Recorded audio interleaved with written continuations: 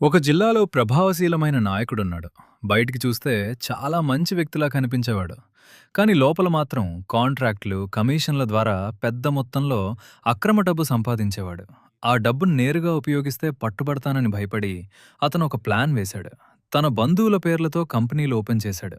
ఆ కంపెనీల ద్వారా ఆ అక్రమ డబ్బును లీగల్ ఇన్కమ్‌లా చూపించడం మొదలుపెట్టాడు. రియల్ ఎస్టేట్, బంగారం, బిజినెస్‌లో పెట్టుబడులు పెట్టి ఈ డబ్బు క్లీన్ అని చూపించాడు.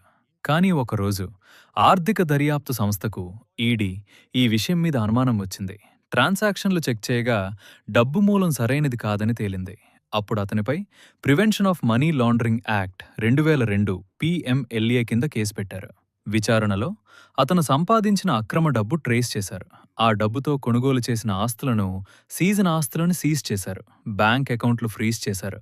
చివరికి కోర్ట్ అతన్ని దోషిగా తేల్చింది. అతనికి జైలు శిక్ష పడింది.